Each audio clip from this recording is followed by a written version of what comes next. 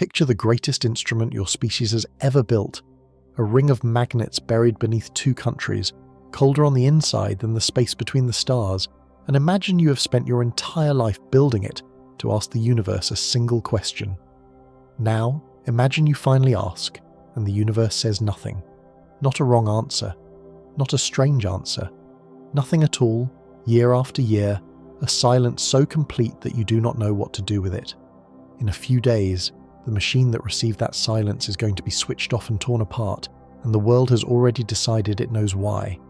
They found something, people say. They're turning it off to hide it. But what if the truth is the exact opposite of a secret? What if the most disturbing thing about this machine is not what it found, but what after all these years it never found at all? Settle in and get cozy. Subscribe if you have not already, and stick around, because to understand why they are spending 4 years in the dark, you first have to understand the emptiness they walked into, the one nobody saw coming. Let's begin.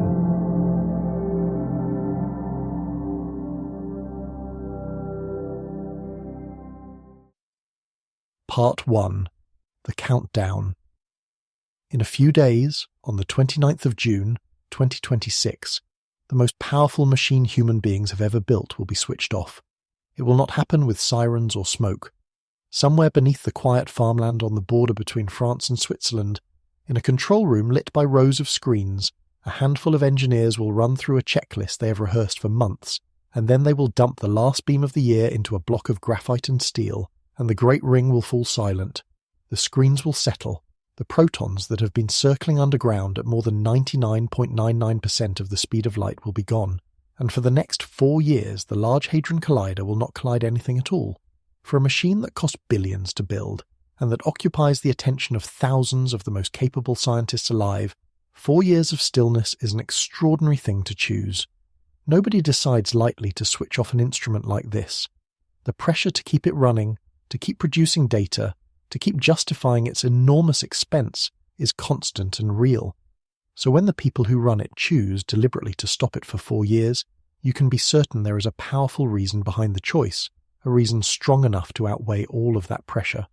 The question is simply what that reason is. The official documents give one answer, the rumours give another, and the truth, as so often happens, is quieter and stranger than either, and it has been hiding in plain sight in the data the whole time, waiting for someone to notice that the most important thing the machine ever produced was not a discovery, but a silence. You've probably already seen the headlines. They have a particular shape, the way these stories always do. CERN is shutting down. The collider goes dark. And underneath those headlines, in the places where people talk to each other late at night, a different sentence has been forming, quieter and stranger, and far more interesting than the official announcement. They found something. That is the rumour. Not that the machine is being serviced, not that it is being upgraded, but that the people who run it have seen something down there that frightened them, and the shutdown is the cover story. They are turning it off, the whispers say, because of what it did, or because of what it might do next. I want to take that rumour seriously tonight. I do not want to laugh at it, and I do not want to wave it away, because the truth is that the rumour is pointing at something real. There is a reason the Large Hadron Collider unsettles people in a way that other laboratories do not. It is the largest, coldest, most precise instrument our species has ever assembled. It sits 100 meters underground, and the questions it was built to answer are the kind of questions that used to belong to religion. When a machine like that goes quiet, the human mind reaches for a story, and the story it reaches for is almost always a secret. So we are going to follow the secret. We are going to chase it all the way down, through the conspiracy theories and the lawsuits, and the strange statue in the courtyard, through the black holes that were supposed to eat the Earth, and the portals that were supposed to open onto somewhere else. We are going to take each fear in turn and hold it up to the light. And here is the part I find genuinely haunting, the part that kept me thinking long after I expected to be finished. When you follow the rumour to the bottom, you do not find a hidden discovery. You find the opposite. You find an absence so complete, a silence so total, that it has quietly become one of the most disturbing results in the history of science. They did not find something they are hiding from you. They found nothing where they were certain they would find a mountain. And nothing, it turns out, is so much harder to live with than a secret. Let me give you the plain facts first, the ones nobody is hiding, because they are the strangest part of all. The shutdown that begins this month is called Long Shutdown 3. It is the third time the collider has been put to sleep on purpose, and it is by far the most ambitious. The current run of physics ends on the 29th of June. The machine that feeds protons into the main ring keeps working a little longer until the end of August, and then it too goes dark. And then, for roughly 4 years, teams of engineers will climb down into the tunnel and begin to take the collider apart. Not all of it, but large sections of it, magnet by magnet, piece by piece. They will drill 28 new vertical shafts down into the rock. They will pull out equipment that took years to install and replace it with something new. And when they are finished, somewhere around the year 2030, they will switch on a different machine wearing the old machine's body, and they will call it the High Luminosity Large Hadron Collider. That is the official reason.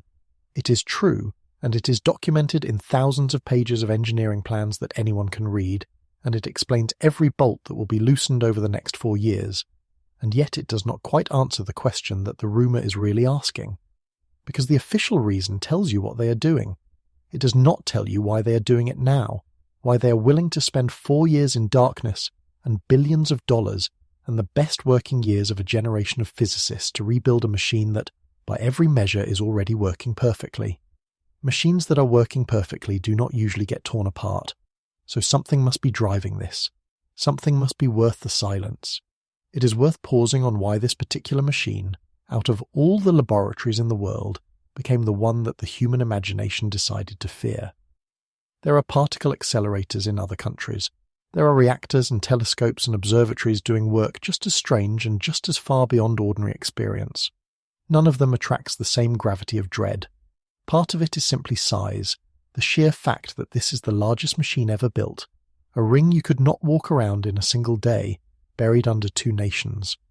Part of it is the language, the way physicists talk about smashing the building blocks of reality and recreating the conditions of the first instant after the beginning, phrases that sound, to anyone outside the field, indistinguishable from the opening lines of a horror story.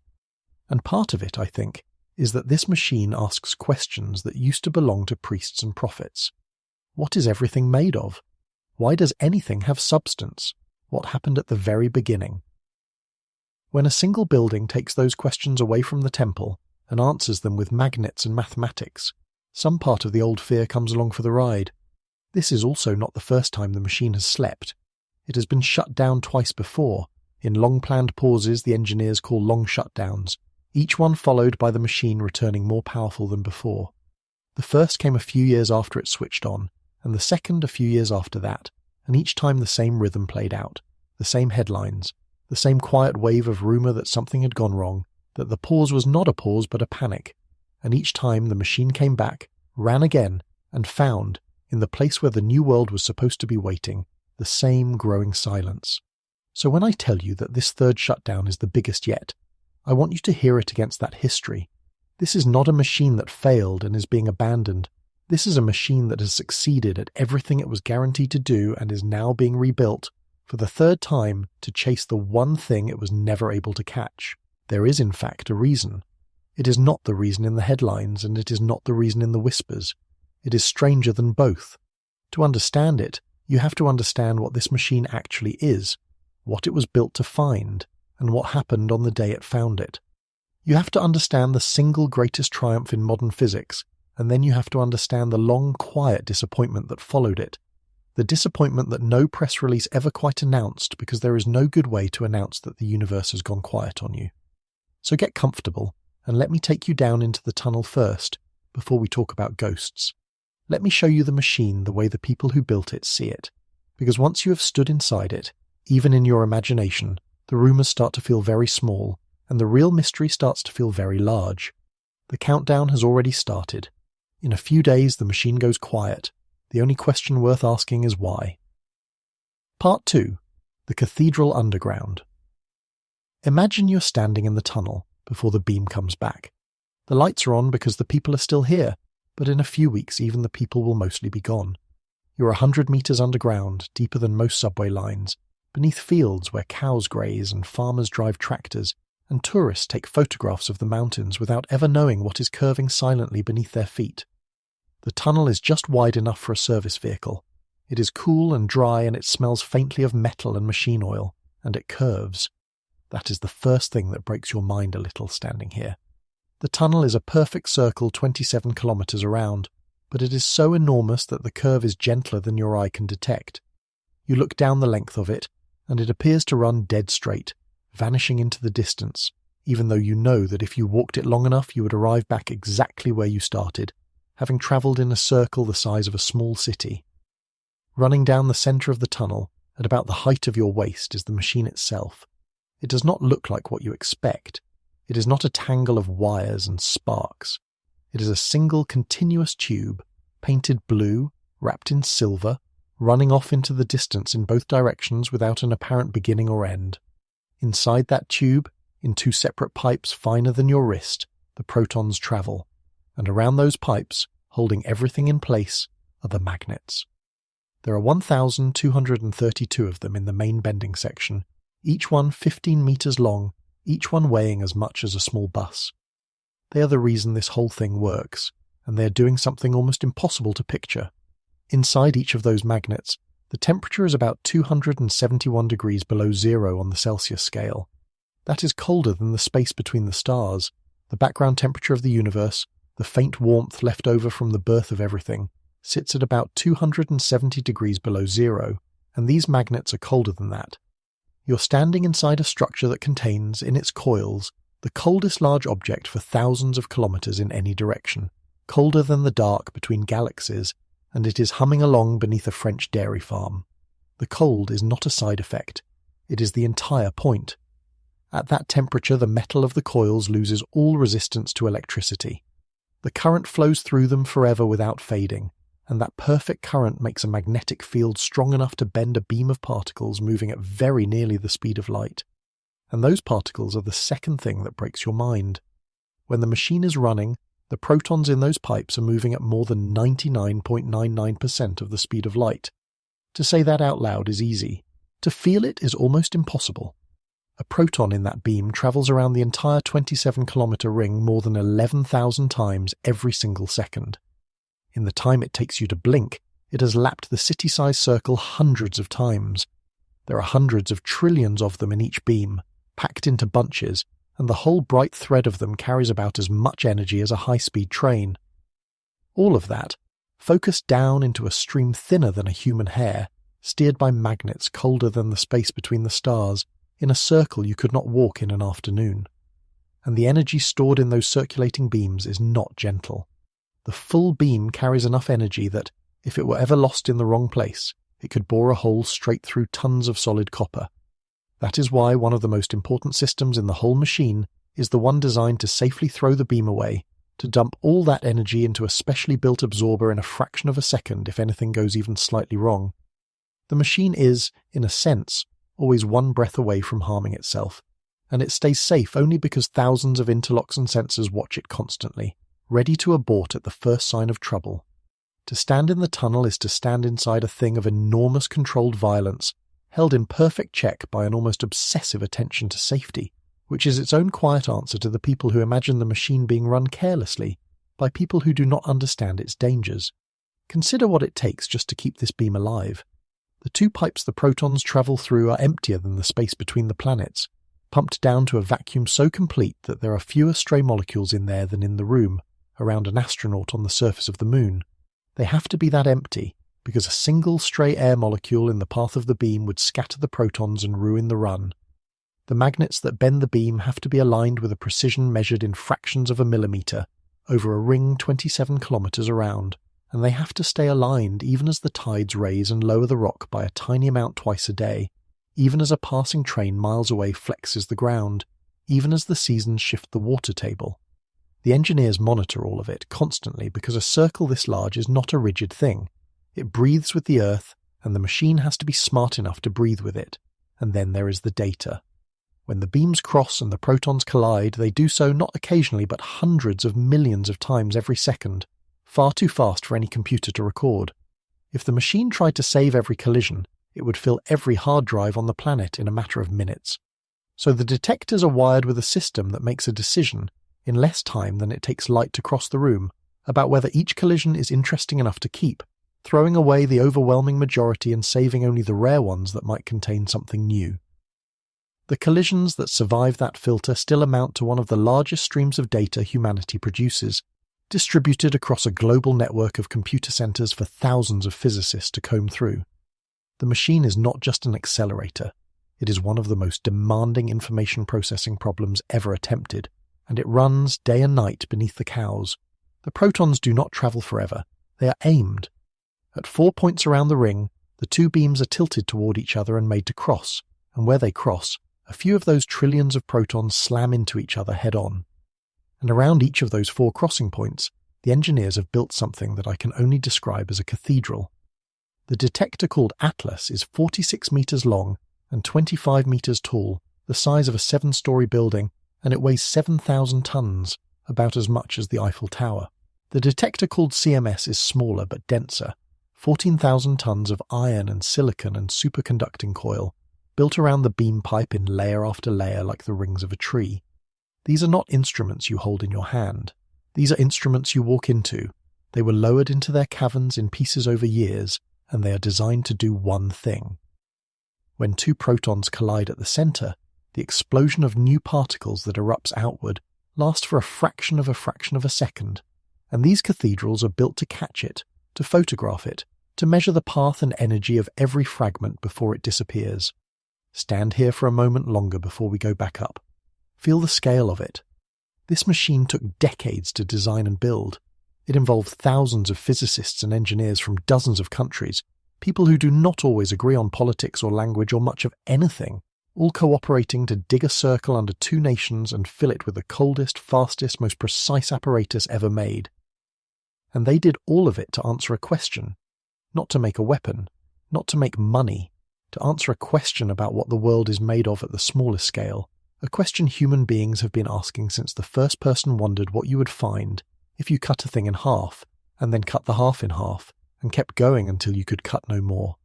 This machine is the sharpest knife our species ever forged for that single cut, and for one shining moment it worked exactly as they hoped. When you understand that, the rumors change shape. The fear that this machine is opening a portal or hiding a monster starts to feel like a fear of the wrong thing. The truly unsettling story is not what the cathedral caught. It is what, after all these years, it never caught at all. But to feel the weight of that absence, you first have to stand where the physicists stood on the best day of their lives, the day the machine delivered the one thing it was built to find. So let us go back up into the sunlight to a summer morning in 2012 and watch them find it. Part 3. The One Thing It Found.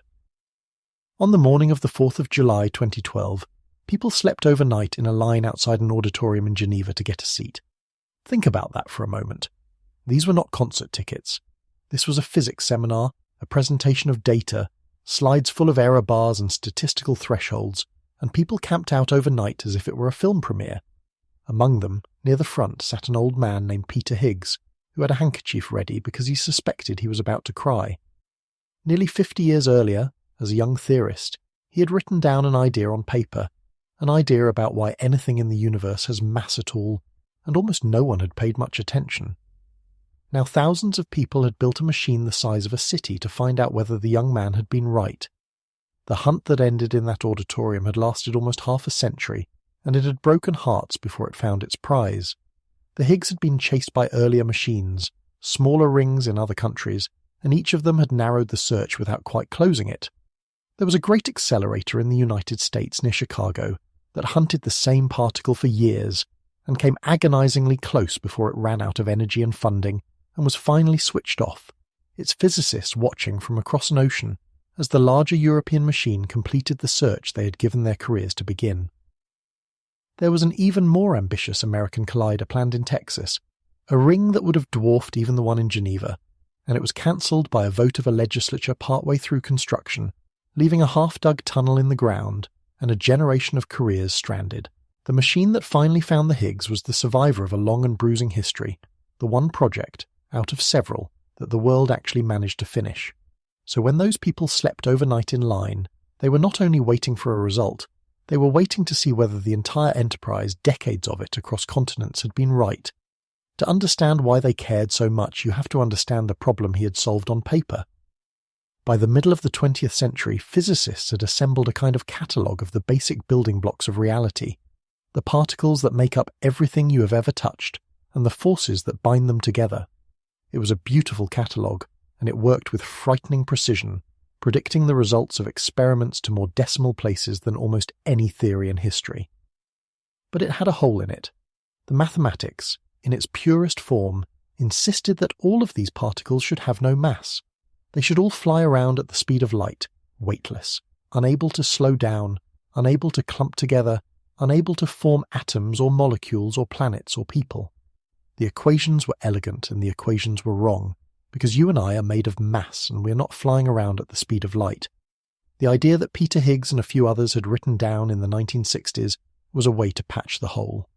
They proposed that all of space, every empty cubic centimetre of it, is filled with an invisible field, a kind of cosmic molasses that we cannot see or feel directly. Most particles, as they move through this field, get tangled up in it, and that tangling is what we experience as mass. A particle that interacts strongly with the field moves as though it were heavy. A particle that ignores the field, like the particle of light, stays massless and flies free. It was a strange idea, almost a mystical one, the notion that the weight of everything comes from an invisible something that fills the void. But it had a testable consequence. If the field was real, then it should be possible, with enough energy, to make the field itself vibrate, and that vibration would appear in a detector as a particle, a brief, heavy, fragile particle that would exist for a tiny instant before falling apart. They called it the Higgs boson, and for almost half a century nobody could make enough energy to shake it loose. That is what the Large Hadron Collider was built to do. That was the question at the centre of the cathedral. When the two beams of protons crossed and collided at enormous energy, the collision would, on very rare occasions, deposit enough energy in one tiny point of space to make the invisible field ring like a struck bell, and for the briefest moment a Higgs boson would flicker into existence and immediately decay into a spray of other particles. The detectors could not see the Higgs directly. It lived and died far too fast, but they could catch the spray it left behind, and if they collected enough collisions, billions and then trillions of them, the fingerprint of the Higgs would slowly emerge from the noise like a face appearing in static. On that July morning, the two great detector teams, working separately so that neither could bias the other, presented their results. And there it was, in both of them, at the same place. A bump in the data, a slight excess of collisions at a particular energy, about 125 times the mass of a proton. The statistical certainty had crossed the threshold that physicists demand before they will say the word discovery. A threshold so strict that the odds of the bump being a fluke were less than 1 in a few million. The room understood what it was seeing before the speaker finished. The applause started and did not stop. Peter Higgs wiped his eyes. The last missing piece of the catalogue, the keystone that had been predicted nearly 50 years before and hunted for decades, had finally been caught. Within a year, Higgs and his colleague would share the Nobel Prize. It was by any honest measure one of the greatest triumphs in the history of human curiosity. The catalogue it completed has a name, the Standard Model, and it is worth saying plainly just how good that catalogue is, because the silence that followed only makes sense against the backdrop of its success. The Standard Model is the most precisely tested theory human beings have ever written down. Some of its predictions have been confirmed to 10 or more decimal places, an accuracy equivalent to measuring the distance from one coast of a continent to the other, and being correct to within the width of a human hair. It describes every particle of ordinary matter and 3 of the 4 known forces of nature with a precision that borders on the miraculous. For a working physicist, finishing the Standard Model was like completing a cathedral that had been under construction for 50 years, the final stone set in the final arch, every line of it perfect. And the trouble with a perfect cathedral is that there is nothing left to build. The very perfection of the Standard Model is the source of the unease, because the theory, for all its precision, is known to be incomplete. It says nothing about gravity, the fourth force, the one that holds you to your chair. It says nothing about the invisible matter that outweighs the visible universe. It cannot explain why the early cosmos did not annihilate itself into pure light. The physicists knew, even as they celebrated, that their beautiful finished theory could not be the whole story, that something larger had to lie beyond it. The Higgs was supposed to be the bridge to that something larger. Instead, it turned out to be the last stone of the cathedral, and beyond the cathedral, where the new construction was supposed to begin, there was only open ground, flat and quiet, going on further than anyone had prepared for. And here is where the story should end, if it were a simple story. The machine was built to find the Higgs. The machine found the Higgs. Triumph, applause, Nobel, the end. But that is not where the story ends, and the reason it does not end there is the quiet centre of everything we're talking about tonight. Because the Higgs boson was never supposed to be the finish line. It was supposed to be the doorway. Let me explain what I mean, because this is the turn that changes the whole picture. For decades, physicists did not just expect to find the Higgs. They expected to find the Higgs along with a whole crowd of other things. The Higgs, in their best theories, came with a problem attached to it, a profound mathematical awkwardness we will get to, and the most popular solution to that problem predicted a whole new layer of particles waiting at roughly the same energies, partners and companions and shadows of the particles we already knew. The expectation, going into the great experiment, was not just that the collider would find one new particle and stop. The expectation was that finding the Higgs would crack open a door, and that behind that door would be a whole new world of physics, the biggest expansion of the catalogue in 50 years. So the physicists found their keystone and they celebrated, and then they turned to the door they were certain stood just behind it, and they pulled it open. And there was nothing there. They ran the machine harder. They collided protons at higher energies than ever before. They collected not billions but quadrillions of collisions, far more than it took to find the Higgs, looking for the partners, the shadows, the new world.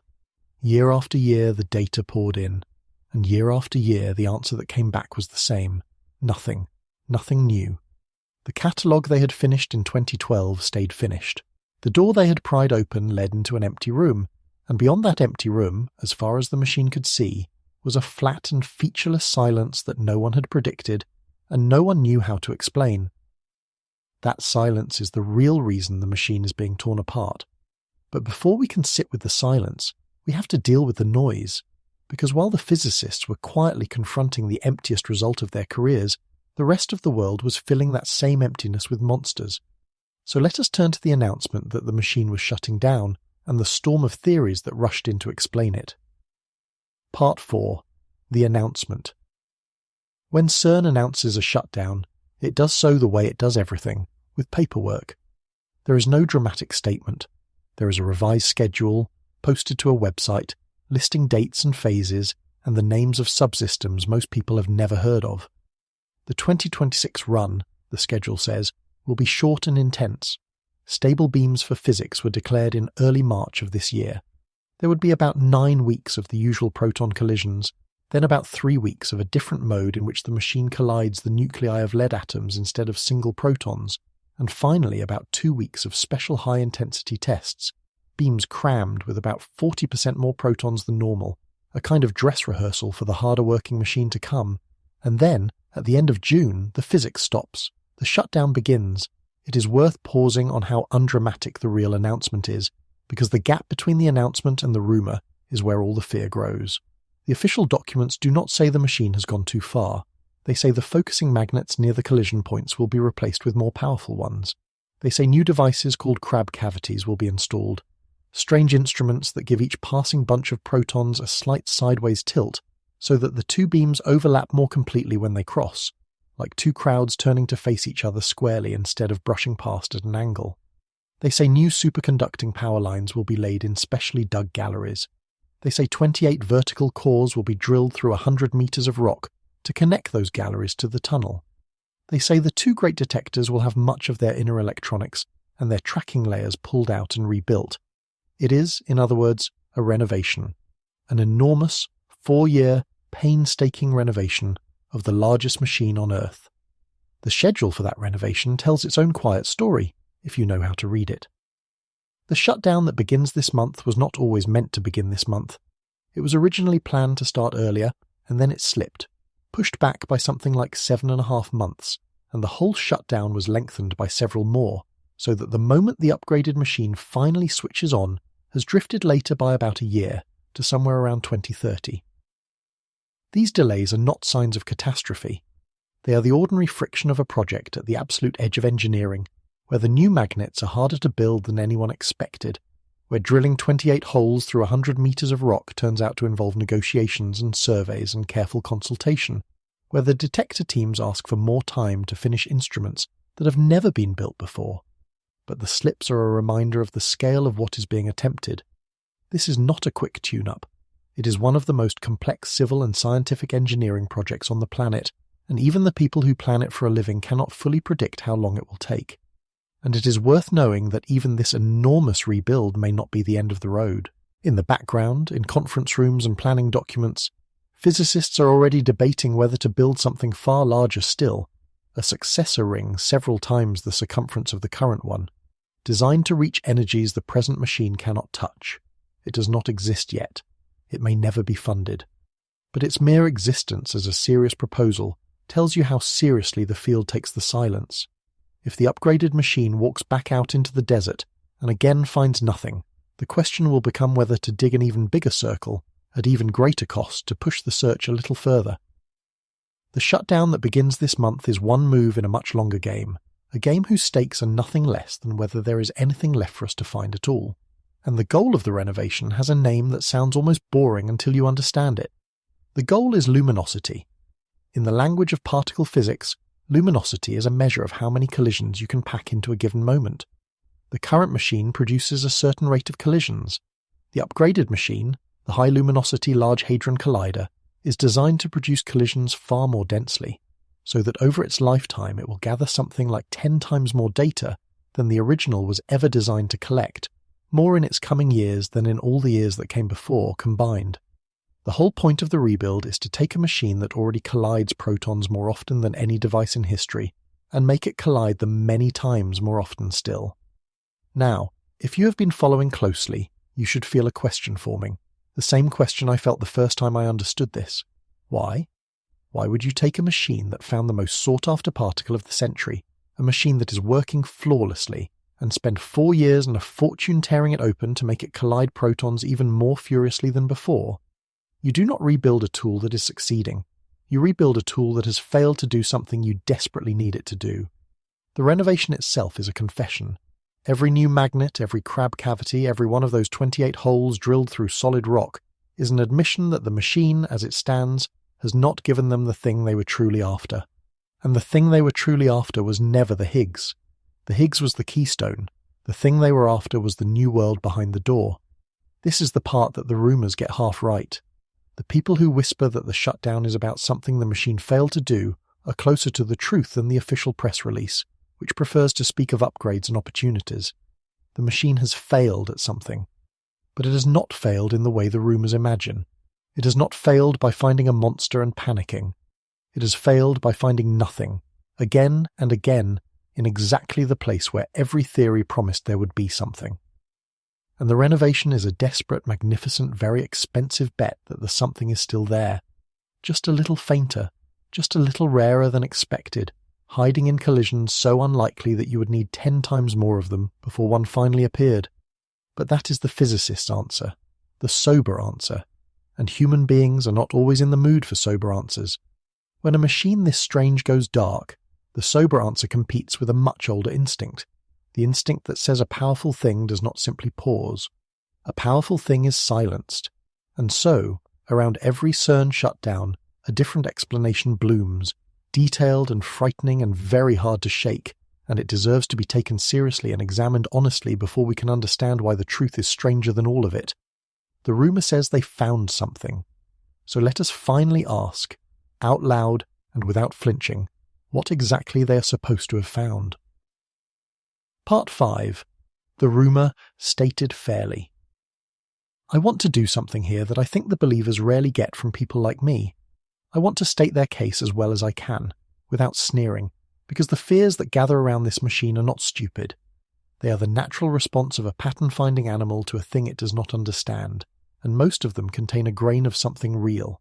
So let me lay them out, one by one, the way they are actually told, and let me give each one its full weight before we ever start to test it.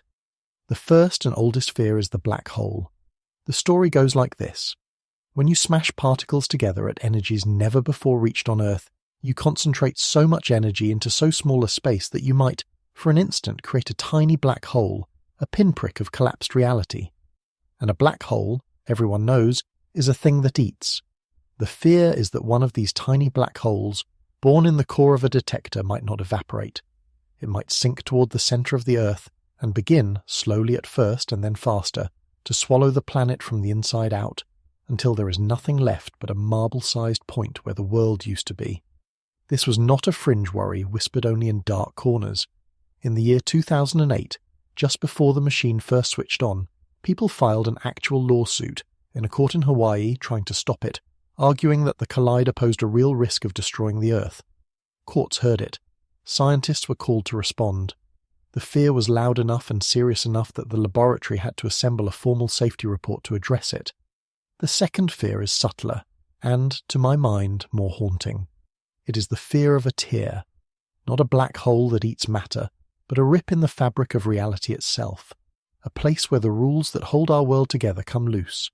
In some versions, the machine punches a hole into another dimension, a direction we cannot point to, and something leaks through. In other versions, the tear opens not onto another place, but onto another version of this place, a parallel world running alongside ours, and the leak between them is subtle, almost invisible, detectable only as a feeling that something is wrong.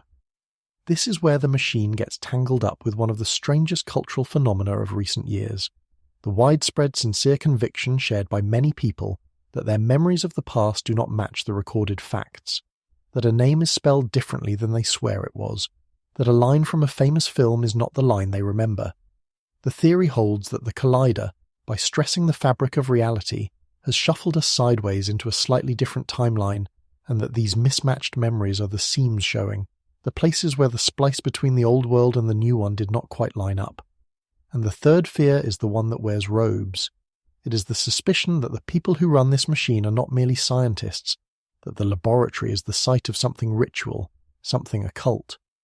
People point to a statue that stands in the courtyard at CERN, a bronze figure of the Hindu deity Shiva, frozen in a circle of flame in the cosmic dance of creation and destruction.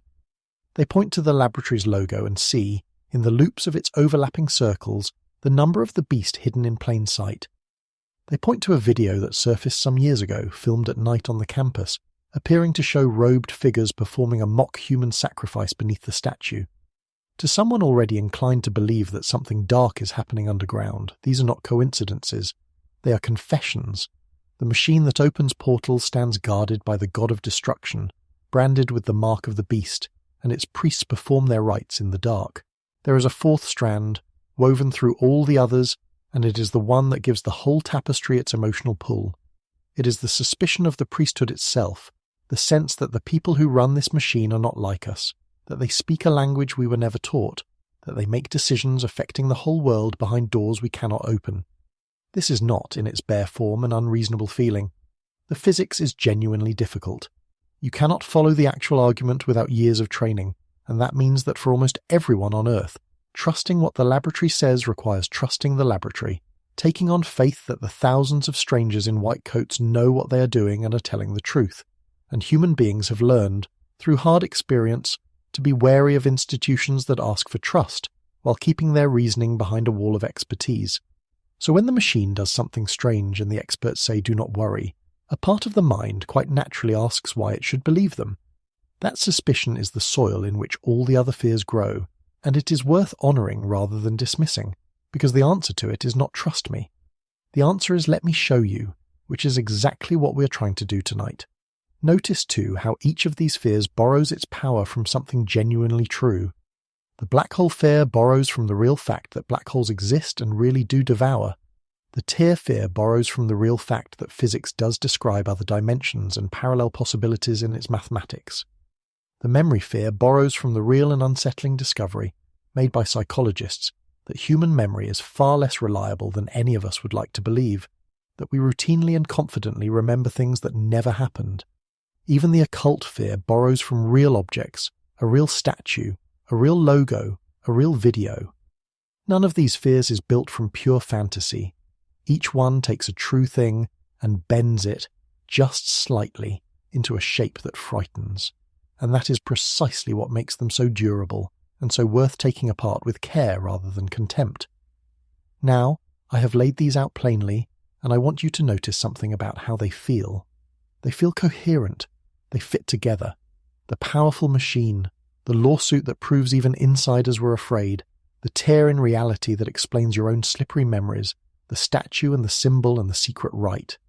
It is a complete story, and complete stories are deeply satisfying to the human mind, far more satisfying than a press release about luminosity upgrades. That is exactly why they spread, and that is exactly why I do not think the people who hold them are foolish.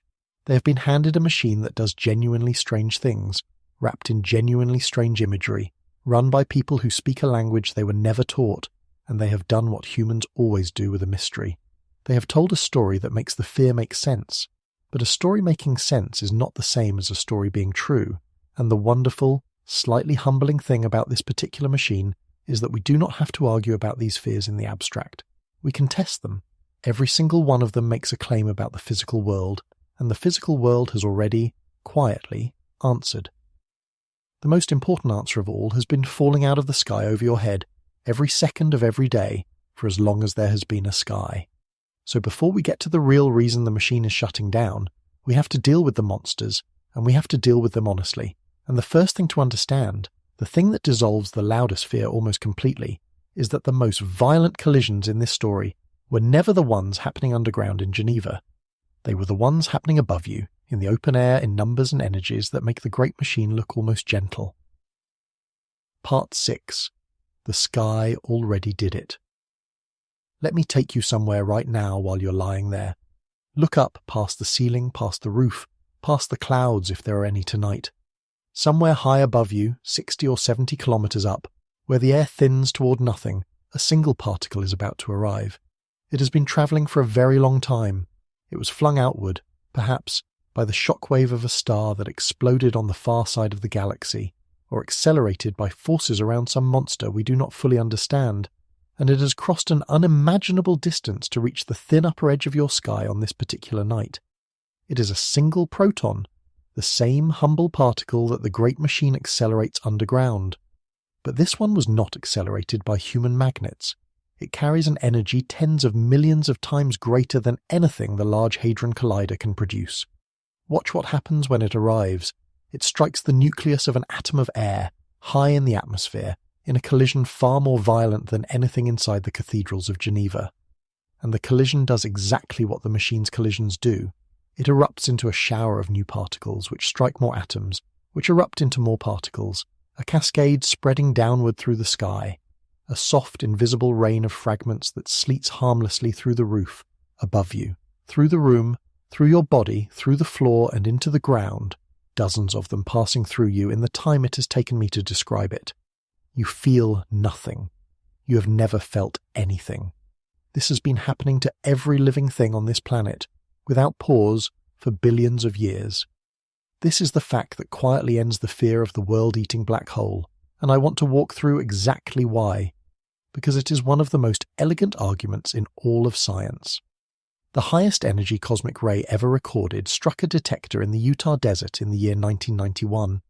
The physicists who caught it were so startled by its energy that they nicknamed it the "oh my god" particle, a single subatomic speck carrying the energy of a fast-thrown baseball, all packed into one proton. Its energy was something like 3 followed by 20 zeros in units physicists call electron volts. The Large Hadron Collider, at its most powerful, reaches an energy of about 1 followed by 13 zeros in those same units. Do the division, and the answer is staggering. Nature, in that one Utah event, hit roughly 10 million times harder than the most powerful machine humanity has ever built. And that was not a unique freak. Cosmic rays at energies far above anything the collider can reach have been hitting the Earth's atmosphere, and the Moon, and every planet and star continuously, for about 4.5 billion years. Sit with the consequence of that, because it is total. If colliding particles at the energies reached inside that machine could create a black hole that eats a planet, then the planet would have been eaten long ago, not by us, but by the sky. The Earth has been bombarded by collisions millions of times more energetic than anything in Geneva, billions of times over, since before there was life, before there were oceans, before the Moon had finished forming. The Moon, with no atmosphere to soften the blows, has been struck even more directly, and it is still there. The sun is bombarded constantly and it still shines. The universe has been running this exact experiment at far higher energies on every solid object in the sky for its entire history, and nothing has ever been swallowed. The machine in Geneva does not do anything the sky has not already done, over your head, a near infinite number of times. The sky already did it. The sky has always been doing it, and we are still here. We can put a number on just how lopsided this comparison is, and the number is almost comical once you sit with it. To match the energy that nature packed into that single proton over the Utah desert, you would not need one large hadron collider. You would need to line up something like 10 million of them and fire them all into the same point at once. Nature did it with one particle, falling out of the sky, unremarked, on an ordinary night, and it does it constantly. The observatories that study these cosmic rays, sprawling arrays of detectors spread across hundreds of square kilometers of plain in places like Argentina, catch the showers from these monster particles regularly, mapping a rain of energy from the cosmos that has no human equal and never will. Every one of those events is a collision the laboratory in Geneva could never hope to reproduce, happening for free, in the open air, witnessed by no one, threatening nothing. So when you hear that the collider reaches energies never before seen on Earth, hold that phrase up against the sky. It is true in a narrow technical sense that no human machine has concentrated this much energy in this controlled way in a laboratory. But it is profoundly false in the sense that matters for fear, because the Earth has been absorbing collisions millions of times more energetic since before it had a crust. The machine is not pushing nature into territory it has never visited. The machine is a careful, instrumented, small-scale imitation of something the universe does carelessly and constantly, on a scale we cannot approach. We did not invent the high-energy collision. We are merely the first creatures to build a tiny, controllable version of one so that we could finally watch what happens up close. There is a second layer to the answer, for the version of the fear that says a tiny black hole might form and linger. Even if a collision could make such a thing, our best understanding of physics says it would not last. Stephen Hawking showed, decades ago, that black holes are not perfectly black. They leak. They radiate their energy away, and the smaller a black hole is, the faster it leaks, so that a truly microscopic one would not sink and feed and grow.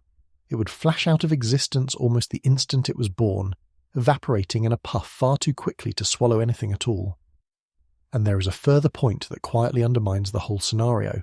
To make even a fleeting micro-black hole at these energies, you would need the universe to have extra hidden dimensions of a very particular kind, folded up small, changing how gravity behaves at tiny scales. Physicists looked for the signs of exactly those extra dimensions in the collider's data, carefully, for years. They never found them. The very ingredient the black hole fear requires is one the machine searched for and could not find. So the loudest monster dissolves, not because a scientist waved a hand and told you to trust them, but because the experiment you're afraid of has already been performed trillions of times by the cosmos itself, with results you can verify by the simple fact of your own continued existence. And I find that, rather than disappointing, strangely beautiful. The thing that was supposed to be the unique and terrible danger of the machine turns out to be one of the most ordinary events in the universe, a soft rain that has been passing through every creature that ever lived. We were never the ones running the dangerous experiment. We were always living inside it. And while we are dissolving monsters, let me deal gently with the ones that wear robes, because they come apart just as cleanly once you look at them in daylight. The statue of the dancing deity in the courtyard, the one taken as proof that the laboratory worships destruction, was a gift, presented some years ago by a nation that has a long and warm scientific partnership with the laboratory, and it depicts an image beloved by physicists for a simple reason. The dance it shows is the cosmic cycle of creation and dissolution, an old and graceful metaphor for exactly the kind of transformation that particle physics studies, matter becoming energy becoming matter again. Physicists put it there not because they worship it, but because they found the metaphor lovely, a bridge between an ancient way of picturing the universe and a modern one. The logo said to hide the number of the beast is a stylized drawing of the accelerator rings, and the resemblance some people see is the same kind of pattern the mind finds in clouds and wood grain, and the surface of the moon, a face where there is only happenstance. And the video of robed figures performing a mock sacrifice on the campus at night, which genuinely did circulate and genuinely is unsettling to watch, was investigated and found to be exactly what it looked like to anyone not already frightened, A prank, a piece of theatre staged by people with access to the grounds and a dark sense of humour, acknowledged as a hoax. None of these is a confession. Each is an ordinary thing, a sculpture, a logo, a prank, draped in significance by a mind that arrived already expecting to find a secret. But notice what we have done here. We have dissolved the fear of what the machine might create. We have not yet touched the deeper unease, the feeling that something is being hidden. Because a person can accept that the black hole was never real, that the portal was never real, that the statue is just a statue, and still be left with the original nagging question. If there is no monster, then why the silence? Why tear the machine apart? Why 4 years in the dark? The honest answer to that question has nothing to do with anything they found. It has to do with something they did not find, something so absent, so completely missing, that its absence has become the most important fact in the field. It is time to walk out into the emptiness they actually discovered. It is time to talk about the desert. Part 7. The desert. Physicists have a word for what the machine found, and the word is desert. It is not an official term you will see in a press release, but among the people who do this work it is spoken often and quietly, and it carries a weight that the cheerful word luminosity never could. The desert is what they call the enormous, featureless gap that the collider has revealed, an expanse of energy where every theory said there should be landmarks, new particles, new forces, new structure, and where the machine has found, so far, nothing at all. To understand why that emptiness is so disturbing, you have to understand what they were so sure they would find, and why their certainty was not arrogance, but the most reasonable expectation in the world. Go back to the Higgs, to the keystone they celebrated in 2012. The Higgs solved the problem of mass, but in solving it, it created a new problem, a problem so sharp that for 40 years it was considered one of the surest signposts pointing toward new physics. The problem is about the Higgs particle's own weight. When physicists use their theories to calculate what the mass of the Higgs ought to be, the calculation does not give a quiet, stable number. It blows up.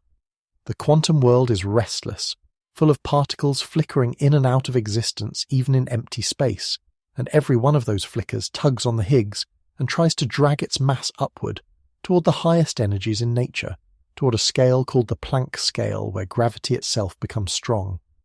The natural mass of the Higgs, according to the raw mathematics, should be something like 1,000,000 billion times heavier than the value the machine actually measured. Think about what that means. It is as though you calculated from solid physical principles that a particular boulder should weigh as much as a mountain range, and then you put it on a scale and it weighed as much as a grape. The gap between the prediction and the reality is so enormous that it cannot be a coincidence. Something must be holding the Higgs mass down, cancelling out all those quantum tugs with incredible precision, balancing a number on a knife's edge to dozens of decimal places. This is called the hierarchy problem, and for 2 generations of physicists it was the single brightest clue in all of fundamental physics. It practically demanded a solution, and the most beautiful solution anyone found was an idea called supersymmetry. Supersymmetry is, on paper, one of the most elegant ideas in the history of theoretical physics, and you can feel why people fell in love with it. It proposes that every particle we know has a heavier partner, a shadow twin, and that the tugs from the particles and the tugs from their twins almost perfectly cancel each other out, holding the Higgs mass gently in place without any miraculous fine-tuning. It would solve the hierarchy problem at a stroke. It would also, as a bonus, provide a natural candidate for the dark matter that astronomers know fills the universe. And, most temptingly of all, for the cancellation to work in the cleanest way, the lightest of these shadow partners should have masses right around the energies that the Large Hadron Collider was built to reach. The theory did not just predict new particles, it predicted them in the machine's own backyard. Going into the experiment, a great many physicists would have bet, and did bet, their careers that when the collider reached full power, the shadow particles would come pouring out almost as soon as the Higgs did. They did not come. The machine reached full power. It ran for years. It collided protons at the highest energies ever achieved, and it collected a mountain of data, and the physicists combed through it for the shadow twins with enormous care, and the twins were not there. Not at the energies where the theory was most beautiful, not at the higher energies they pushed on to next. The searchers pushed the possible masses of the shadow particles up and up past the point where supersymmetry solves the hierarchy problem gracefully, into a region where, even if the partners exist, they no longer do the elegant job they were invented to do. The same thing happened with the extra dimensions, the ones the black hole fear required. The same thing happened with the most natural candidates for dark matter, the heavy, weakly interacting particles that everyone expected the machine to produce as missing energy in its collisions. Search after search, the most reasonable, most motivated, most beautiful predictions of 50 years of theory came back empty. Let yourself feel the strangeness of this place. Imagine you're standing at the edge of an enormous flat plain, and you have a map drawn by the finest cartographers of your age, and the map shows cities and mountains and rivers spread across that plain, and you walk out into it expecting to find them, and there is nothing. Just flat ground in every direction to the horizon. The map was not sloppy. It was drawn with care by brilliant people using the best principles available, and it was simply, comprehensively wrong, not in its details but in its deepest expectation, the expectation that the plain would not be empty. That is where particle physics stands tonight. The collider has walked us out into the desert that the maps insisted could not exist, and it has found the desert real and stretching, as far as the machine can see, with nothing in it. There is a principle underneath all of this, a quiet assumption that guided physics for 50 years, and the desert has called it into question in a way that some physicists find more disturbing than any missing particle. The principle is called naturalness, and at its core it is an aesthetic intuition dressed up as a law. It says that the numbers describing the universe should not be wildly fine-tuned. They should not be balanced on a knife's edge to dozens of decimal places by accident. If you find such a balance, naturalness says, there must be a reason for it, a hidden mechanism, some new piece of physics that explains why the number sits where it does, rather than somewhere wildly different. For 2 generations, naturalness was the compass that told physicists where to look, and it pointed, unwaveringly, at new particles near the energies the collider could reach. The compass was trusted absolutely, and the collider went exactly where the compass pointed and found nothing there. So now the field faces a genuinely uncomfortable fork, and reasonable physicists disagree about which path is right. One possibility is that naturalness is correct and the new physics is simply hiding a little further out, a little fainter, and the upgraded machine or a future larger one will eventually find it. The other possibility is darker and harder to accept. It is that naturalness was wrong all along, that the universe really is fine-tuned, that the Higgs mass really is balanced on a knife's edge for no mechanical reason, and that the only explanation is one many physicists find almost unbearable. That explanation goes by the name of the anthropic principle, and it suggests that there may be an enormous number of universes, or an enormous number of regions of one universe, each with its numbers set differently, most of them sterile and lifeless, and that we find ourselves in one of the rare ones where the numbers happen to allow atoms and stars and life, simply because we could not exist anywhere else to ask the question. In that view, the Higgs mass is not explained by physics at all. It is explained by the fact that we are here, and we could only be here in a universe where it took this value. To a physicist raised on the dream of explaining everything from first principles, that answer feels less like a discovery and more like a surrender. How big is the emptiness? This is the part that produces a kind of vertigo. The energy where the machine runs and the energy of the Planck scale, where the next great changes in physics are expected, are separated by a gap of about 17 orders of magnitude. That is a 1 followed by 17 zeros, a factor so large it has no comfortable analogy, the difference between a single second and many times the age of the universe. For decades the assumption was that this gap could not be empty, that nature would never leave 17 orders of magnitude of energy barren, that there had to be new physics scattered across it to make sense of the Higgs. The collider was supposed to find the first of those landmarks, the nearest cities at the edge of the plane. It found the edge of the plane. It has not yet found a single city. And the silence of that desert is louder, to the people who understand it, than any portal or any monster could ever be. It may help to compare this to other moments in the history of science when an experiment returned a famous nothing, because those moments turned out to matter enormously. More than a century ago, 2 researchers set out to measure the motion of the Earth through the invisible medium that physicists of the day were certain filled all of space, the substance they believed light travelled through. They built an exquisitely sensitive instrument, and they looked for the effect of the Earth's motion through this medium, and they found nothing, no effect at all, a flat null result. That nothing was one of the most important results in the history of physics because it meant the medium did not exist, and that absence eventually forced the revolution that became relativity. A nothing found in the right place can be more powerful than a something. The desert the collider has found may turn out to be one of those nothings, a result that looks like a failure and is actually a signpost, telling us that some assumption we have held for 50 years, perhaps the assumption of naturalness itself, is simply wrong, and that the path forward requires us to think in a way we have not yet learned how to think. But there is a difference between that old null result and this one, and the difference is what makes the current moment so uneasy. When the old experiment found nothing, there was a young man ready within a few years with a new framework that turned the nothing into a doorway. Today, the desert sits before us, and there is no agreed-upon young genius with a new framework waiting in the wings. There are many ideas, many proposed escapes, but no consensus, no clear next step that everyone can see is right. The field has the null result, but not yet the revolution that is supposed to follow it. It is living in the gap between the disturbing absence and the explanation that has not yet arrived, and that gap is an uncomfortable place to live, because there is no way to know in advance how long it will last. It could be resolved next year by the upgraded machine. It could last a generation. It could conceivably never be resolved at all.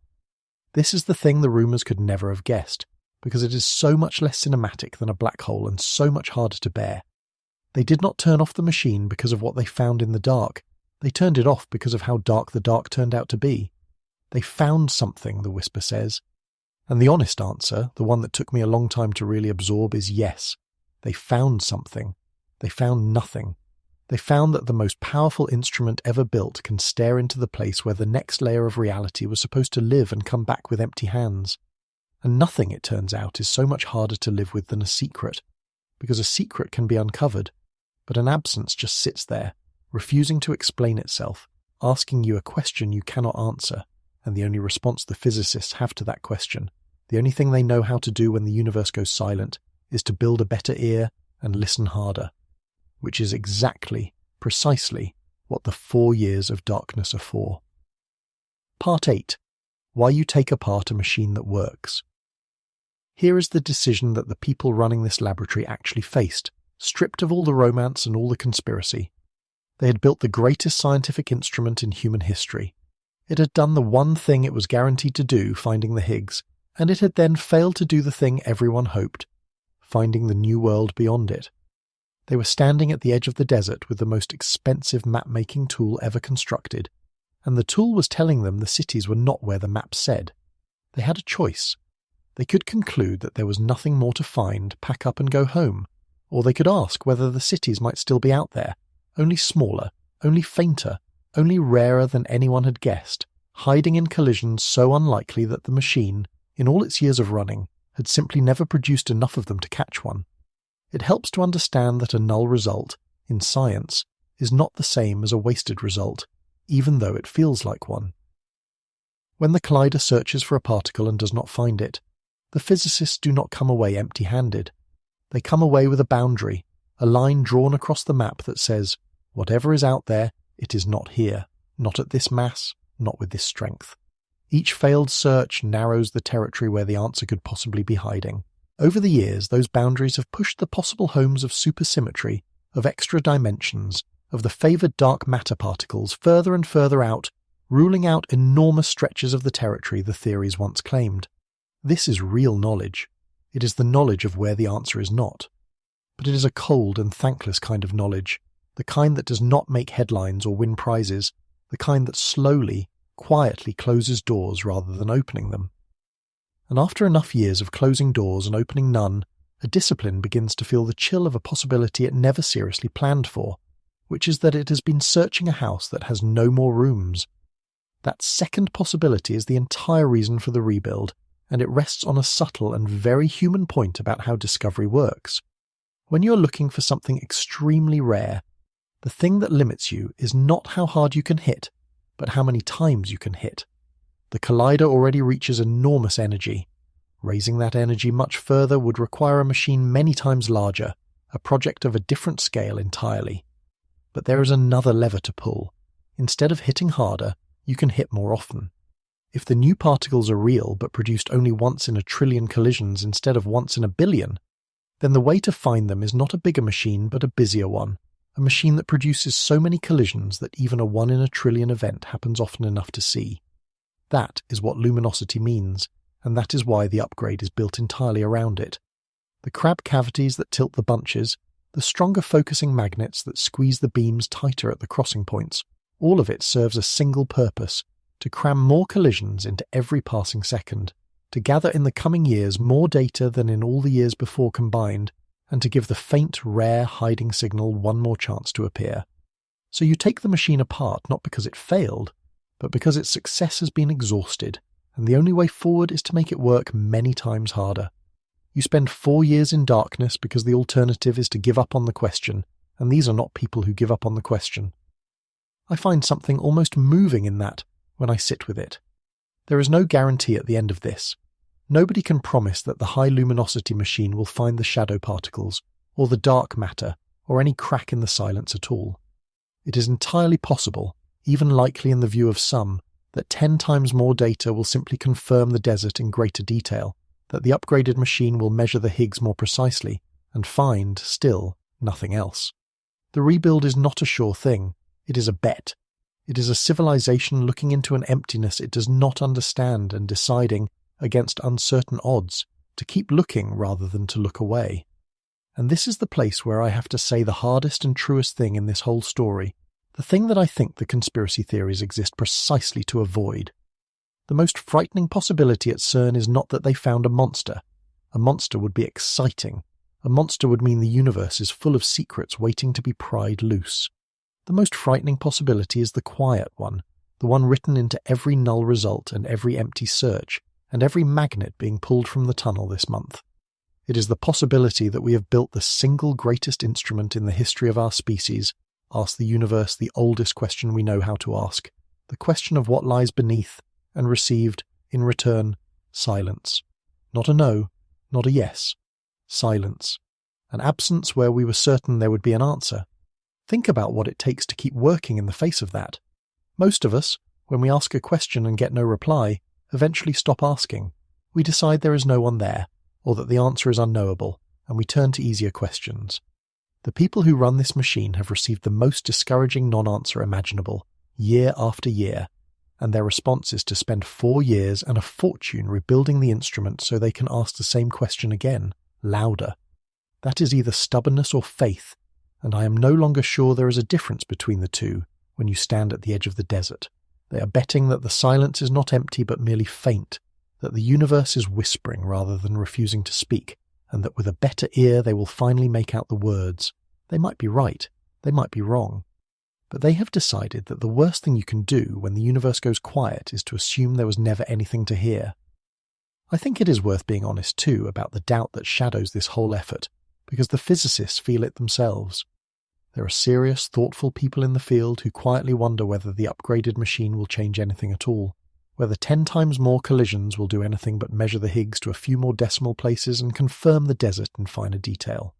They look at the long string of null results, and they ask whether pouring 4 years and a fortune into the same approach, hoping for a different outcome, is the wisest use of a generation's resources. These are not cranks, they are insiders, voicing the kind of doubt that any honest discipline must allow. And the people who champion the upgrade do not pretend the doubt is foolish. They answer it the only way the situation allows, by pointing out that the alternative to looking harder is not looking at all, and that no one has yet proposed a better instrument we could actually build. The rebuild proceeds, in other words, not because everyone is certain it will work, but because it is the best available move in a game where every move is uncertain, and standing still guarantees a loss. That uncertainty is, in its way, the most human thing about the whole enterprise. We tend to imagine science as a march of confident discoveries, each one slotting neatly into place, the frontier always advancing. But the real frontier does not look like that. The real frontier looks like this, like a community of brilliant people standing at the edge of an emptiness they did not predict, arguing about whether to keep digging, unsure of the answer, and choosing in the end to dig anyway, because the question is too important to abandon, and the silence is too strange to accept as final. There is no triumphant music here. There is only the decision, made quietly and at great cost to keep listening to a universe that has, for now, stopped answering. There is a strange comfort in this, and a strange terror, braided together so tightly you cannot pull them apart. The comfort is that we have not given up. The terror is the reason we have not had to give up yet, which is that we genuinely do not know the answer. We do not know whether the desert ends just beyond the machine's current reach, or whether it runs on for those full 17 orders of magnitude with nothing in it at all, a barren stretch all the way to the scale where our physics breaks down entirely. The whole future of this field, the whole question of whether there is more to find or whether we have reached some kind of wall, is riding on collisions that have not happened yet, in a machine that has not been built yet, behind 4 years of necessary dark. And while we wait for that machine, it is worth asking what exactly we are still hoping to hear, because the things hiding in the silence, if anything is hiding there at all, are not small things. They are the largest questions we have. Part 9. What they are actually hunting. When people ask what the upgraded machine is for, the honest short answer is that it is hunting 3 ghosts, and each one is large enough to reorganize our understanding of the universe if it were ever caught. None of them is a portal or a monster. All of them are far stranger than a portal or a monster, because all of them are real problems, confirmed by observation, sitting unsolved at the center of physics, waiting for exactly the kind of evidence a busier collider might provide. Let me introduce you to the 3 ghosts, because once you know what the physicists are really chasing, the 4 years of darkness stop looking like a cover-up and start looking like what they are, which is a search party. The first ghost is dark matter, and it is the one that should unsettle you most because it surrounds you and you cannot touch it. When astronomers measure how galaxies spin, they find that the stars at the edges move far too fast. By every law of gravity we trust, those outer stars should be flung off into space, because the visible matter in the galaxy, all the stars and gas and dust we can see, does not have nearly enough mass to hold them in their orbits. Something else is there, something with mass, something that pulls, but something that gives off no light and blocks no light and has never been seen directly. There is roughly 5 times more of this invisible stuff in the universe than there is of all the ordinary matter that makes up stars and planets and people combined.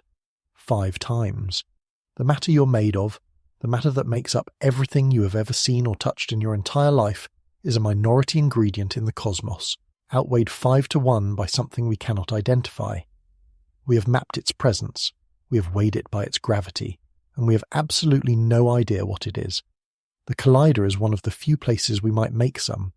If dark matter is a particle, and if that particle interacts with ordinary matter even slightly, then in the violence of a proton collision one might occasionally be created, and it would announce itself by absence, by carrying away energy that the detectors could measure as missing, a gap in the books that does not balance. The original machine looked for that missing energy, and, as with everything else, came back empty for the most expected candidates. But dark matter could be rarer, or fainter, or more reluctant than those candidates, and that is exactly the kind of needle a 10 times busier machine is built to find. To catch even a single, unambiguous dark matter particle would be to lay hands for the first time on the substance that makes up most of the universe's matter, the great invisible majority that holds every galaxy together, including our own. That is what one of the searches in the dark is for. It is worth dwelling on how strange our relationship to dark matter really is, because familiarity has dulled a fact that ought to keep us up at night. Right now, as you lie there, dark matter is almost certainly passing through your body. The Earth moves through a halo of it as it orbits the Sun, and the Sun drags us through it as it circles the galaxy, and the best estimates say that a faint wind of these invisible particles is blowing through every room and every body on the planet at this very moment, billions of them streaming through you each second, touching nothing, leaving no trace, passing through the solid matter of your hand as easily as light passes through glass. We are swimming in the stuff. It is not far away in the depths of space. It is here, in the room, in your chest, and it is so ghostly that in the entire history of our species, not one of these particles has ever been caught in the act of being itself.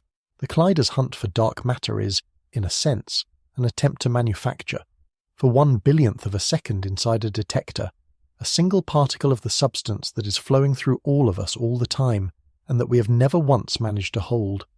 The second ghost is the reason you exist at all, and I mean that literally. When the universe was born, our best understanding says that energy congealed into matter in a particular way, and that way should have produced matter and its mirror image, antimatter, in perfectly equal amounts. But matter and antimatter are mutual destroyers. When a particle meets its antiparticle, both vanish in a flash of pure energy. So if the early universe made them in equal amounts, they should have found each other and annihilated every last one, leaving behind a cosmos of nothing but light, no galaxies, no stars, no planets, no you. And yet here you are.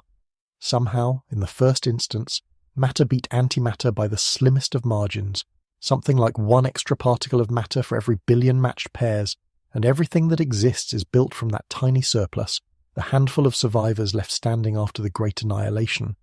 We do not know why the surplus happened. The small differences between matter and antimatter that we have measured so far are nowhere near enough to explain it. The collider, and especially its specialized detector built to study these delicate asymmetries, is one of our best hopes for finding the missing piece, the deeper imbalance that tipped the early universe toward existence rather than emptiness. The machine is hunting, in other words, for the reason there is something rather than nothing. The third ghost is the Higgs itself, the keystone we already found, examined more closely than ever before. This sounds less dramatic than the other two, but it may be the most likely to pay off, and here is why. The Higgs we discovered in 2012 we saw only roughly, like a face glimpsed across a crowded room. We know it is there and we know its mass, but the precise details of how it behaves, how strongly it couples to each other a particle, whether it interacts with itself in exactly the way the simplest theory predicts, all of that we have measured only crudely. And it is precisely in those fine details that any new physics is most likely to leave a fingerprint. If there are shadow particles too heavy for the machine to produce directly, they might still subtly alter how the Higgs behaves, nudging its properties a hair's breadth away from the textbook prediction. The upgraded machine, with its flood of new collisions, will measure the Higgs not as a face across a room, but up close, in detail, and if there is any deviation, any tiny crack between what we observe and what the simplest theory demands, it could be the loose thread that finally unravels the desert. The most boring-sounding goal, more precise measurement, may be the one that finds the door. There is one measurement in particular that the upgraded machine is built to attempt, and it borders on the philosophical. The simplest theory says that the Higgs field interacts not only with other particles, but with itself, that a Higgs boson can influence another Higgs boson, and the strength of that self-interaction is one of the most fundamental numbers in all of physics, because it describes the shape of the field that fills all of space and determines, among other things, whether the vacuum is stable. To measure it, you have to produce two Higgs bosons at once in a single collision, an event so staggeringly rare that the current machine could never make enough of them to see.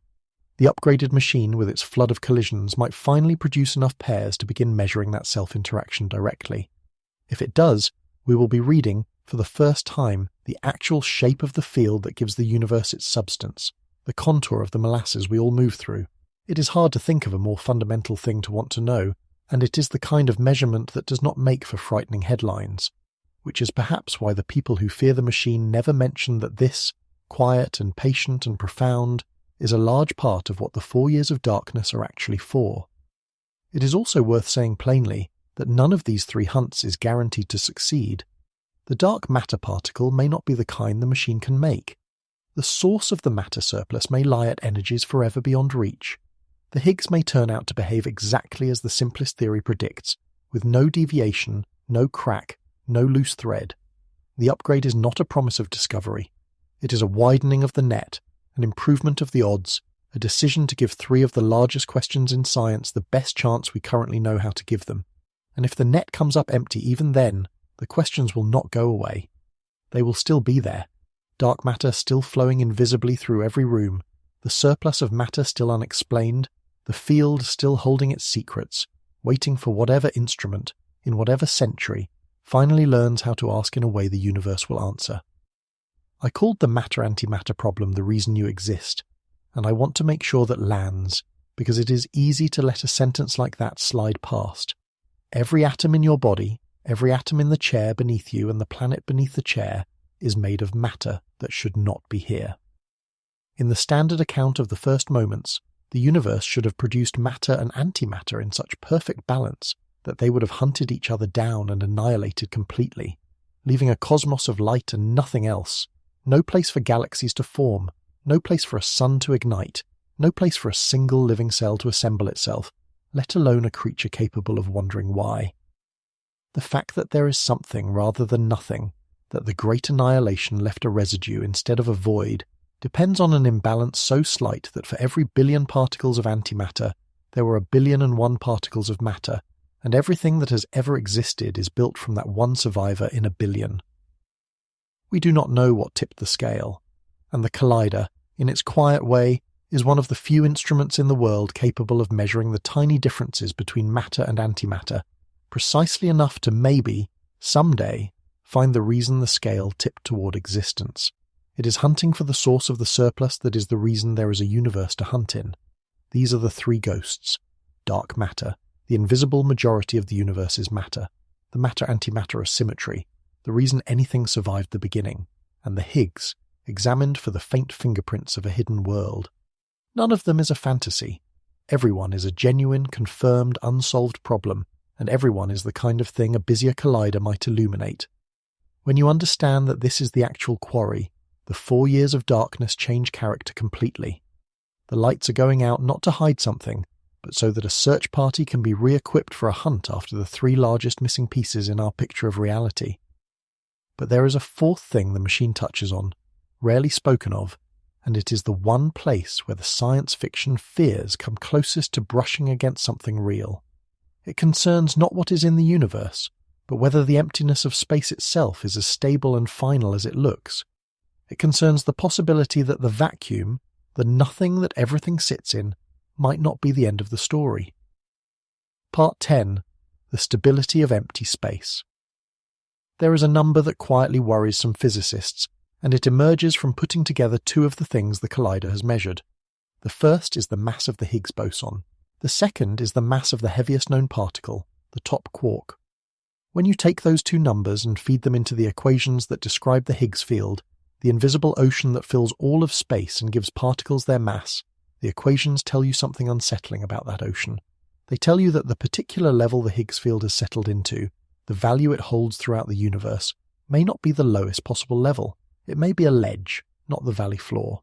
And in physics, a thing resting on a ledge when a deeper valley exists below is called metastable, which is a careful way of saying it looks stable.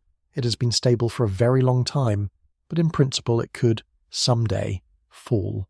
Let me make this concrete, because it is one of the strangest ideas in serious physics, and it deserves to be felt rather than just stated. Imagine the Higgs field as water filling a terrain of hills and valleys. Right now, across the entire observable universe, that water sits at a particular level, and everything we know, every atom, every force, every law of chemistry, depends on it sitting exactly there.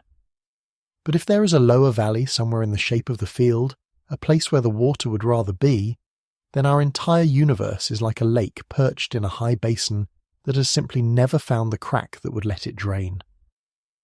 The water has been sitting here, calm and undisturbed, for nearly 14 billion years. But metastable means there is, in principle, a lower place it could go. Now imagine what would happen if, somewhere in the immense reaches of space, by an almost impossibly rare quantum accident, a tiny region of the field slipped over the edge and found that lower valley. It would form a bubble, a pocket of space where the Higgs field sits at its true lowest level, where the laws of physics are subtly and catastrophically different, where atoms as we know them may not be able to exist at all, and that bubble, being lower and more stable than everything around it, would not sit still. It would grow. Its wall would expand outward at nearly the speed of the light, converting the old universe to the new one as it swept along, and because it travels so close to light speed you would never see it coming. There would be no warning, no shimmer on the horizon, no chance to react.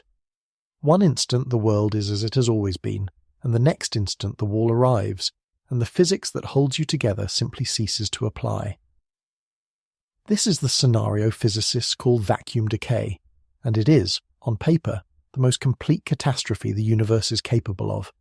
It is so complete that it differs in kind from every other disaster we can imagine.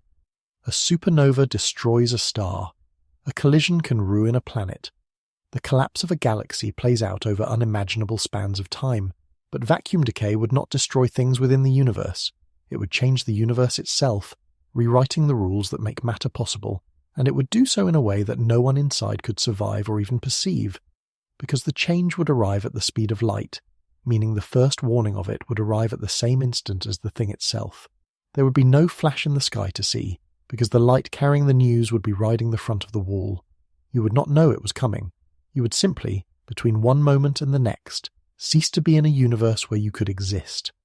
And yet, having painted that picture as starkly as honesty allows, I have to immediately take most of its power away, because the same physics that raises the possibility also tightly constrains it. The calculations that suggest our vacuum might be metastable are themselves uncertain, depending sensitively on the exact masses of the Higgs and the top quark, masses we know well but not perfectly, and small shifts in those numbers can move our universe from the metastable column to the perfectly stable one. The honest scientific statement is not that the vacuum is doomed. It is that our best current measurements place us tantalizingly near the boundary between stable and metastable, close enough that we cannot yet say for certain which side we're on, and that determining which side we're on is one more reason to measure those particle masses as precisely as possible, which is one more thing the upgraded machine is built to do. The vacuum question is not a countdown. It is an open measurement, a question mark, one more piece of the universe that the machine has revealed we do not yet fully understand. I have told it to you the way the fear tells it, and now I am going to steady it, because the honest science is far less frightening than that picture, and the reasons are the same reasons that dissolve the black hole. The first reassurance is time. Even if our vacuum truly is metastable, the calculations that suggest it also suggest that the time it would take for such a bubble to form by chance, anywhere in the observable universe, is enormously longer than the current age of the universe, longer by a margin so large that the number stops meaning anything to human intuition. The universe has been sitting on its ledge for 14 billion years already, and the expected wait for the next bubble dwarfs even that. The second reassurance is the one we have met before, the sky. If collisions at the energies reached in any machine could trigger such a bubble, then the cosmic rays that strike the atmosphere of every planet and star at energies millions of times higher would have triggered it somewhere, sometime, in the billions of years and the countless collisions that have already happened across the universe. They have not.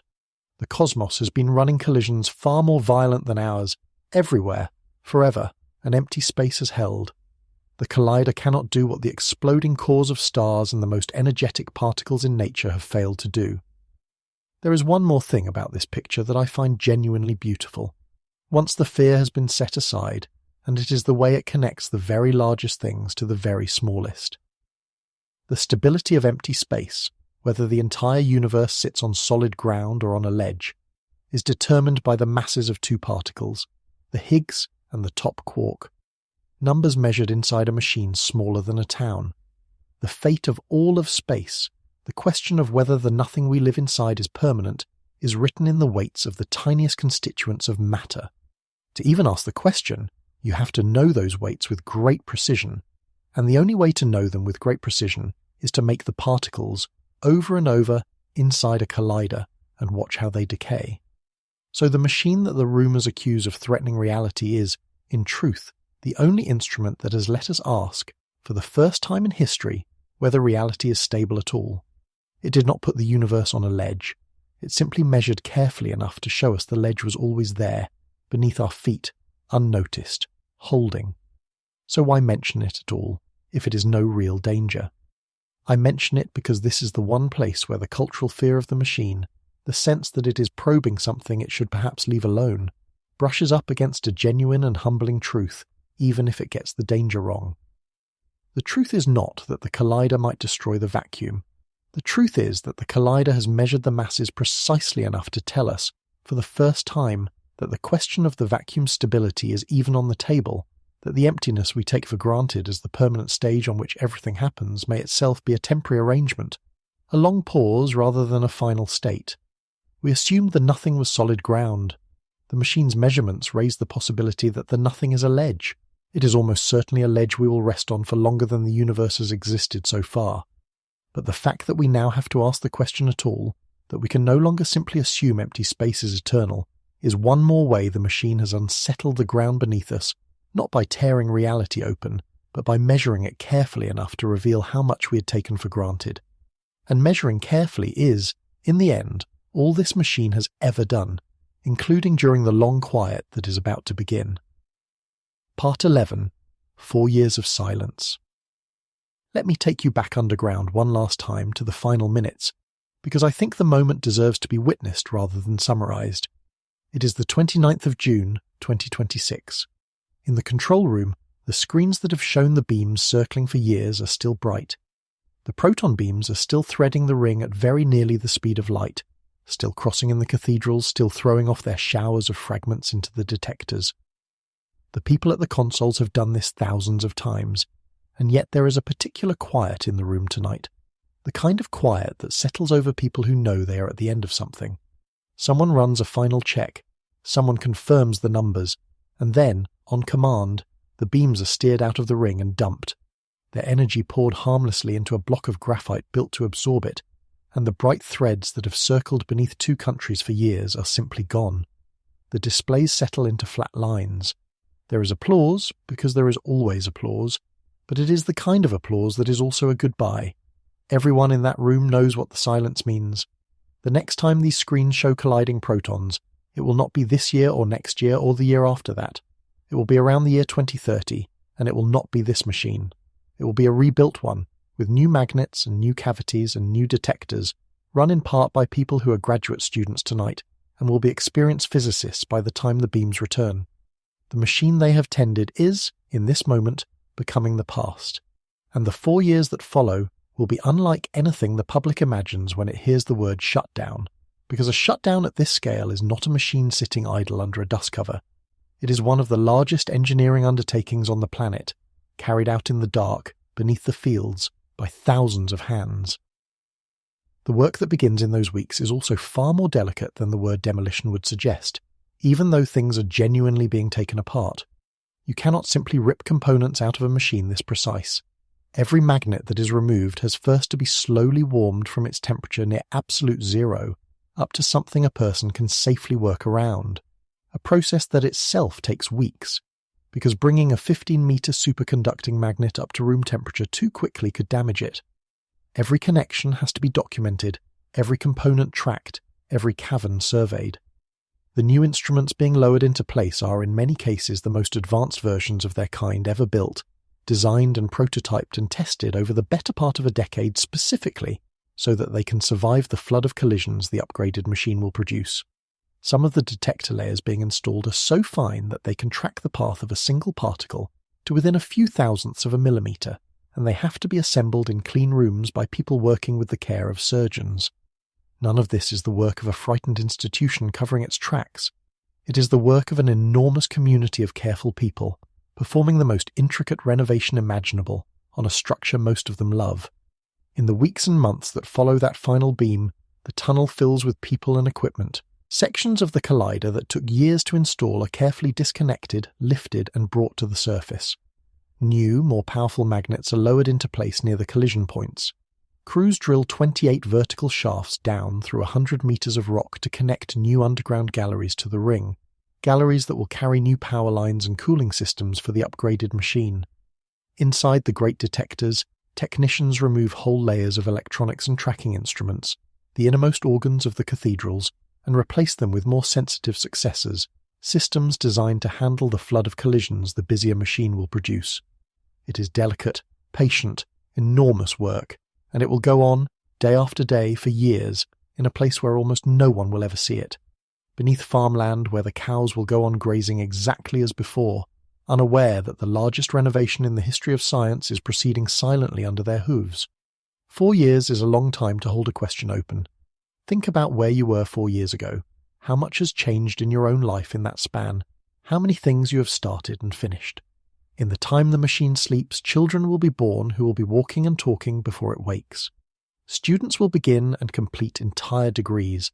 Some of the older physicists who switched off the beam this June will retire before the upgraded machine delivers its first real answer, having spent their final working years not on discovery, but on the patient, unglamorous labour of preparing the ground for a discovery that someone else may make. And through all of it, the The question itself will simply wait, unanswered, suspended, the same question the machine has been asking for over a decade.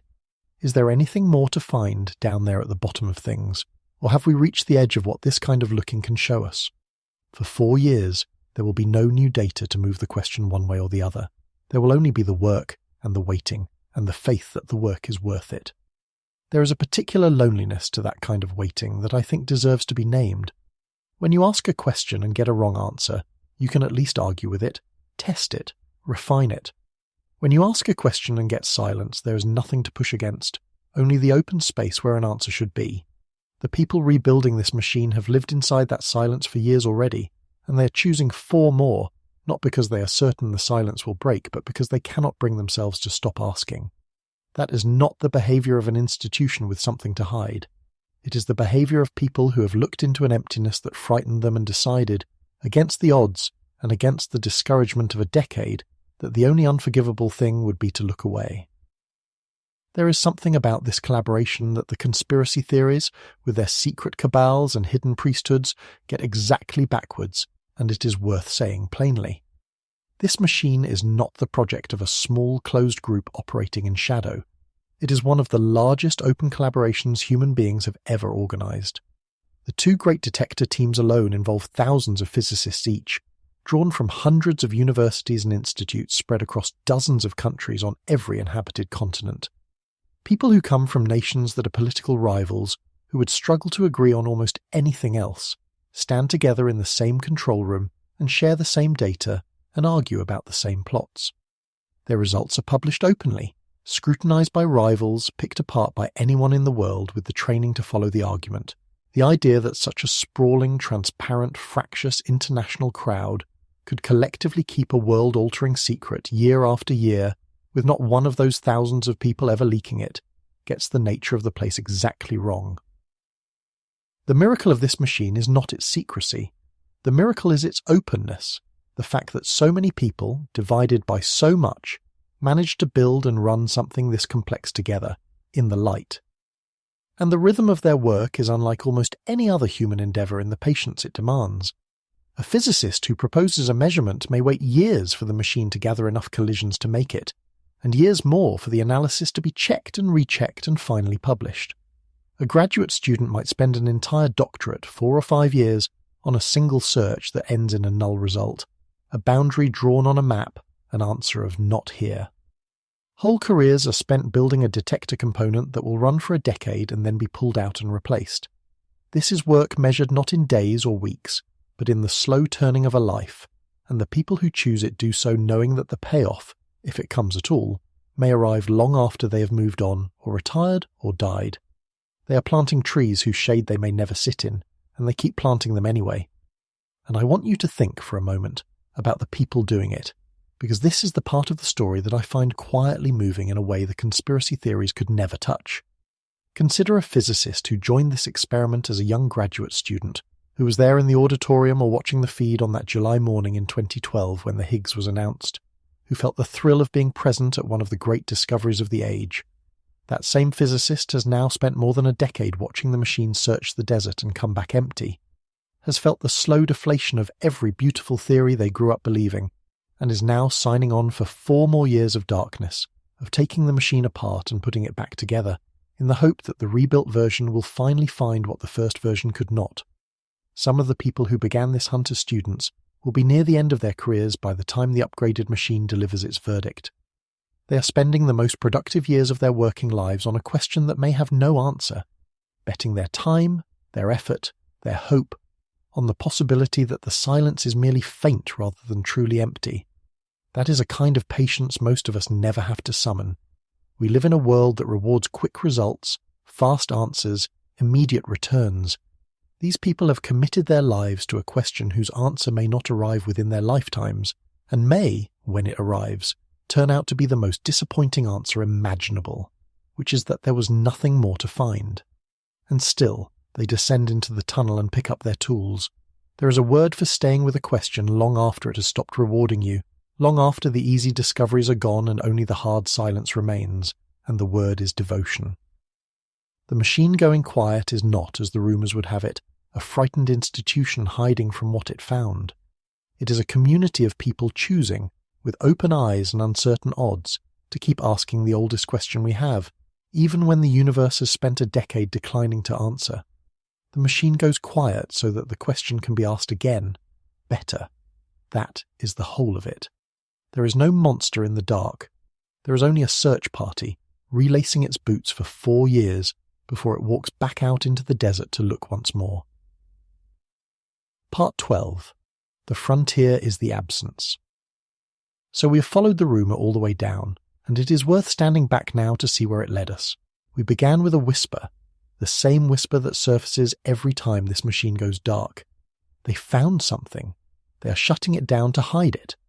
And we took that whisper seriously, more seriously than its tellers usually expect from someone like me, and we followed it through the black hole that was supposed to eat the world, and the portal that was supposed to tear reality, and the statue in the courtyard, and the long history of fear that gathers around the largest machine on Earth. And one by one the monsters dissolved, not because anyone demanded we trust the authorities, but because the universe itself had already run the experiments we were afraid of, in the open sky, at energies that dwarf anything we can build for billions of years, with no portal and no catastrophe and no end of the world. The sky already did it. The sky has always been doing it, and we are still here. But when the monsters were gone, we were not left with nothing. We were left with something stranger and quieter and far harder to hold, which is the truth that the rumour was clumsily pointing at all along. They did find something. They found nothing. They found that the most powerful instrument ever built can stare into the place where the next layer of reality was supposed to live and come back empty-handed, again and again, until the emptiness itself became the discovery. The real reason the machine is shutting down is not a secret they are keeping. It is a silence they cannot explain, and a silence is so much harder to live with than a secret, because a secret promises that there is something there, waiting to be found, while a silence offers no such promise at all. It just sits there, the empty desert stretching to the horizon, asking the one question that the 4 years of darkness are a bet against. What if there is simply nothing more to find? I find it worth sitting with how completely this inverts the fear we started with, because the inversion is the whole point. The rumour imagines a universe so full of secrets that the people who run the machine had to hide one. The reality may be a universe so reticent that the machine, after all its years and all its power, could not coax a single new secret out of it. The conspiracy theory is, in a strange way, the optimistic story. It assumes there is something there, something hidden, something worth the fear. The truth the physicists are actually wrestling with is the lonelier one. It is the possibility that they looked as hard as it is possible to look, with the finest instrument it is possible to build, and found that the next room of the universe, if there is one at all, has its door somewhere we may never be able to reach. People are frightened of what the machine might have found. Almost nobody is frightened of the thing that actually keeps physicists awake, which is the thought that it might have found nothing because there is nothing, at this scale, left to find. And here is the genuinely vertiginous part, the part I keep turning over. We cannot yet tell the difference between the two. We cannot yet distinguish a universe whose next secret lies just beyond our current reach from a universe that has no next secret at this scale at all. Both look identical from where we stand. Both produce the same flat, quiet desert, the same empty searches, the same boundaries drawn on the map with nothing inside them. The only way to tell them apart is to build a better instrument and look again. And even then, if the better instrument also comes back empty, we will face the same question one level deeper, the same inability to know whether to keep digging or to accept the wall. This is the real condition of fundamental physics tonight, and it is a far stranger place to be than the one the conspiracy theories describe. It is not the suspense of waiting for a hidden monster to be revealed. It is the suspense of not knowing whether there is anything left in the dark to reveal at all. That is the possibility that haunts the edge of this whole story, and I do not want to soften it, because softening it would be a kind of lie. It is genuinely possible that we have reached, if not a wall, then the beginning of one. It is possible that the next secrets of reality live at energies so far beyond anything we could ever build that the desert really does run on for all 17 of those empty orders of magnitude, that the cities on the old maps were never there, that our species has built the sharpest knife it will ever forge, and found that there is nothing left to cut at the scale the knife can reach. If that is true, then the most important discovery of our era is not a particle at all. It is the shape of the frontier itself, the realization that the frontier is not a fertile new country, waiting to be explored, but an absence, an edge, a quiet at the bottom of things that we did not expect and do not know how to cross. That would be, in its own way, the most disturbing discovery the machine could possibly make. Not a monster in the dark itself going on without end, and yet. I keep coming back to one small fact about this laboratory, a fact that has nothing to do with particles, and I think it is the right place to rest tonight. The single most world-changing thing ever to come out of this institution was not a discovery in physics at all. It was the World Wide Web, invented there at the end of the 1980s by someone trying to help physicists share their data, a tool that has since remade nearly every life on the planet, including, almost certainly yours. Nobody set out to build it. It was a side effect, a thing made along the way, while the real work, the search for the building blocks of reality, went on underground. And I find in that a strange and genuine comfort. We do not get to choose what we find when we go looking. We point our greatest instruments at the questions we care about most, and sometimes the universe answers, and sometimes it stays silent, and sometimes, while we are straining to hear the answer to one question, the thing that actually changes everything slips in quietly through a side door we were not watching. The people descending into that tunnel for the next 4 years cannot promise you they will break the silence of the desert. Nobody can. But they are going down anyway, because the alternative is to stop asking, and stopping is the one move that guarantees you find nothing. So in a few days the machine goes quiet. The beams will be dumped, the screens will settle, and for 4 years the largest, coldest, most precise instrument our species ever built will sit in the dark beneath the fields, while patient hands rebuild it for one more attempt. There is no portal down there. There is no monster.